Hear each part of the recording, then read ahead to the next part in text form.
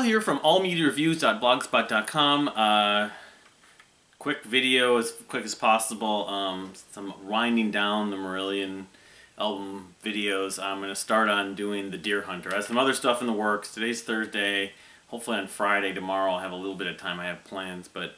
So I've decided to do the next series, just single album videos, and then do a ranking for the Deer Hunter. D-E-A-R, of course. And I'm not going to do this randomly the way I did the Marillion ones. I'm just going to do this in chronological order just to make it simple. And it's actually also the order I've heard them. They're one of the few bands that when they first, released something, I didn't know about them, but not that long after. Before their second record, I had already known about them, and so whenever I've known about every release since that's come out. So I thought I had more than one copy of Act 1 on CD, but I'm not sure. But my one copy of the jewel case is terribly cracked, of course, you can see. But as you can see, it's got the whole thing. Act 1, The Lake South, The River North. Released September 26, 2006. So the story was, when I first heard this, Casey Crescenzo, has been well documented, and I probably mentioned it multiple times, was a member of the band The Receiving End of Sirens, which was based in Boston, or I think it was in Boston, Massachusetts. Anyway, he was from Southern California, but he ended up going there. Kind of what happened with some of the story, there was a woman that he liked, so I think she ended up going to school or something. I don't know the exact details, but he ended up out there. He's from the opposite side of the country.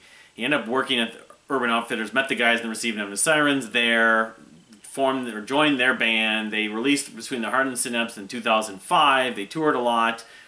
And he actually, at points, including in Minneapolis, I didn't know about them, I think in 2005 or maybe early 2006, opened for The Receiving End of Sirens as the Deer Hunter. I don't know if it was just him, or if one of the other guys in Receiving End of Sirens were with him or what. I'd love to know more details on that, but I don't think he was mostly playing stuff from this, but there was a demo that was known as the Misleading Demo, which is well-liked, praised, appreciated by a lot of the fans of the Deer Hunter, of course, and has songs like Camera and Economics and early versions of a lot of the stuff that ended up on Act 2.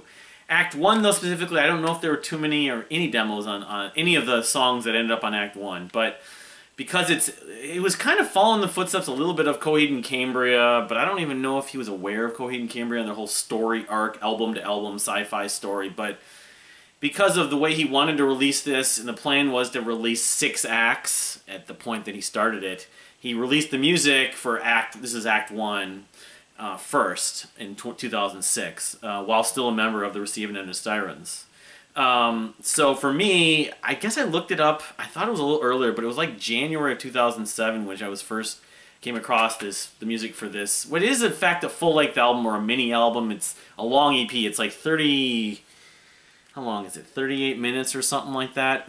It's 38:26, yeah. Yeah, I guess looking at the credits, the only other band members was Nick Crescenzo, his brother, on drums. Casey Crescenzo did the vocals, all the vocals, guitar, bass, keyboards, and production, at least all the main vocals. But then his mom, Judy Crescenzo, does vocals on City Escape and the choir of Miss Terry, Mystery. Phil Crescenzo, I don't know if that's on organ in 1870. I don't know if that's like an uncle or who exactly that is. Maybe his dad's brother. Or a cousin, maybe. Tom Neeson played trumpet, and Dan Nigro, N-I-G-R-O, did some additional vocals on 1878 as well. So, but anyway, here's my CD. I had it signed by all the members, including Casey, or that may have been around the Act 2 time. I don't know if everyone on there. So I really fell in love with it. Being a fan of the Mars Volta and bands like Anathallo at the time, not that long after, I only discovered Anathallo in 2006. They were just a breath of fresh air, but also highly appealing. Progressive rock of a kind with some screaming. They called it progressive rockcore or progcore. I don't know.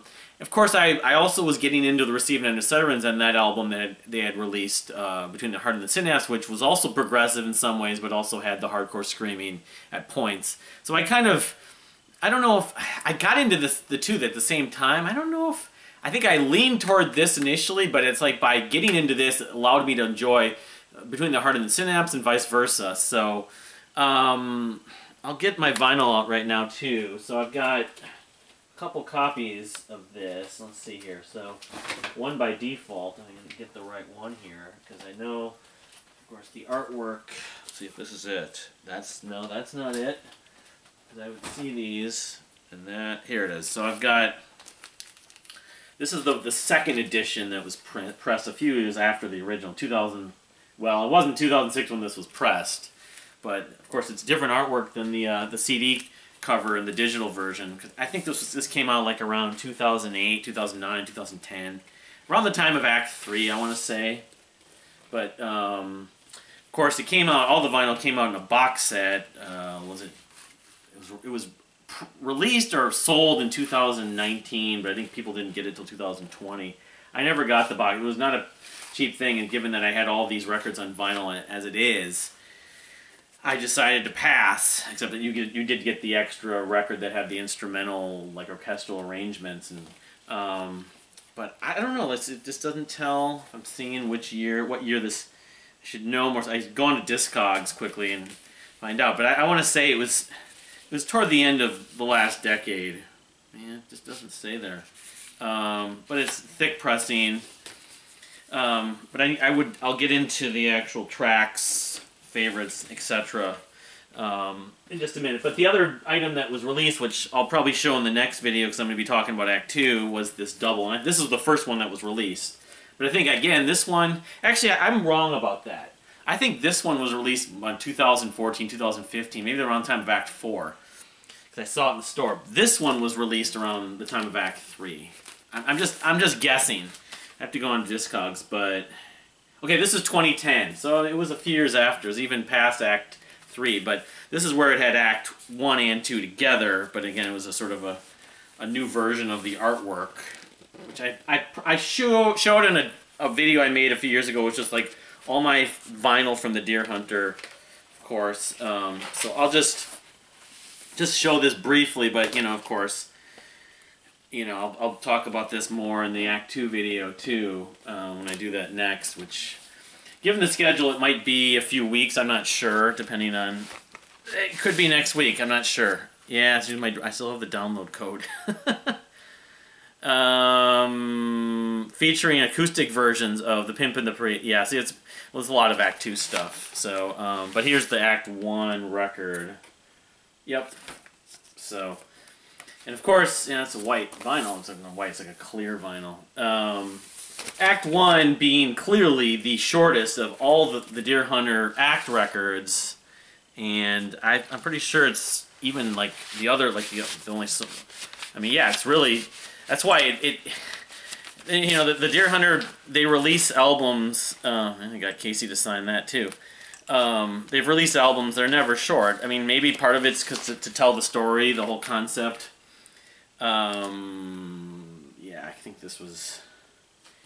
I'll have to worry about that later. So, alright, let's just get into it. So my favorites on this record, and I consider this a near-perfect record, only being 38 minutes, but proper songs, because, I mean, The River North, and... Wait, no, The River... Battissimo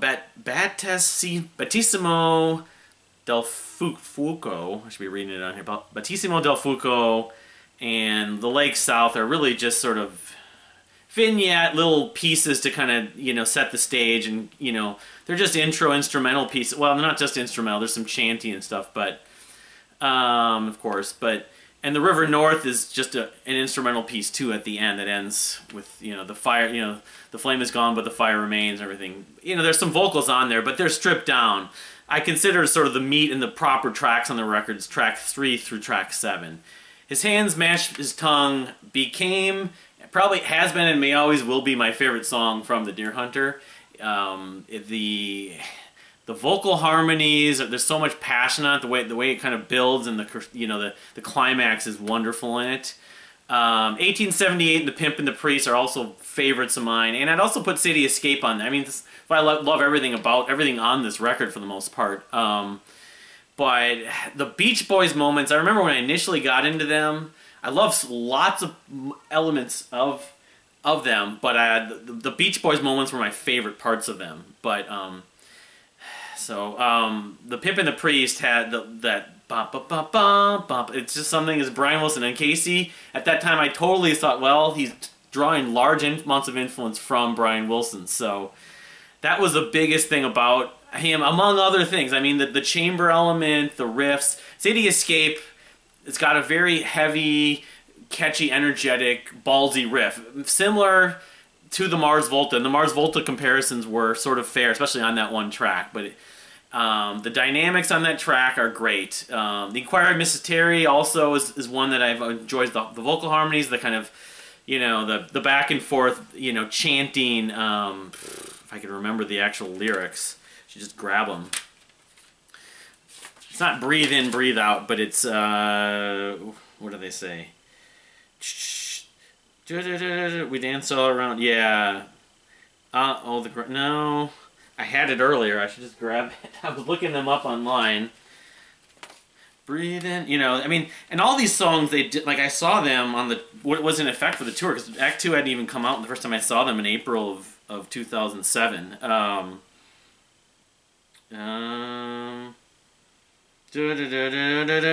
We dance all around the room. No, but there's the echoing vocals that, I don't know if it's even on, reprised 2 times. The Dime, Burn to the Ground, yeah.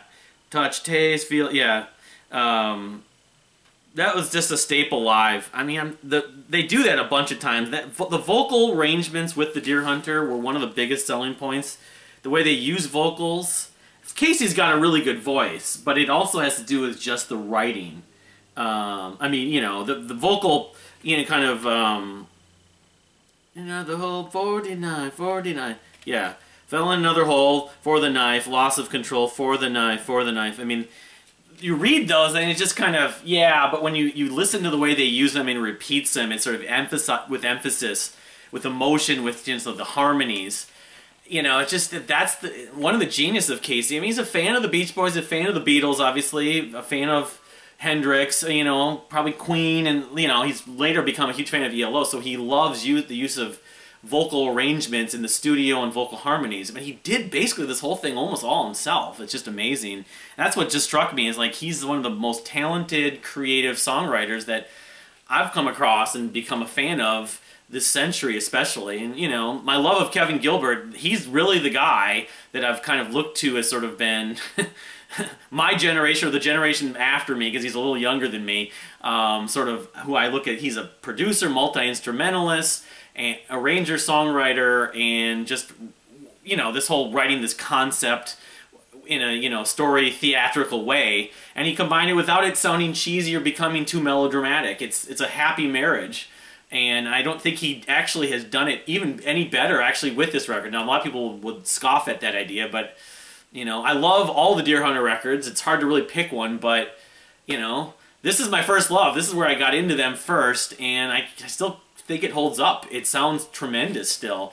The only real issue is it's only 38 minutes, and it only has like the whatever 4 kind of proper tracks. It really feels, it's always felt like an EP to me, like a very full EP. But yeah, I love Act 1, The Lake South, The River North. Of course, there are references and in the other acts, and I'll try to go over as many of those as I can in this series, although no promises, you know, because I never can remember all the little different citations and references and points that I'll think of later. But and I've been listening to this record for 15 years, so not that I listen to it every day or every week or every month, but you know, I just think that right out of the gate as a debut record, it's as impressive as anything that's come out, especially the last couple decades. So anyway, the Deer Hunter fans, prog rock fans, you know, what's your take on Act 1? I mean, most people do really enjoy it, but how is it compared to the rest of the acts in your mind?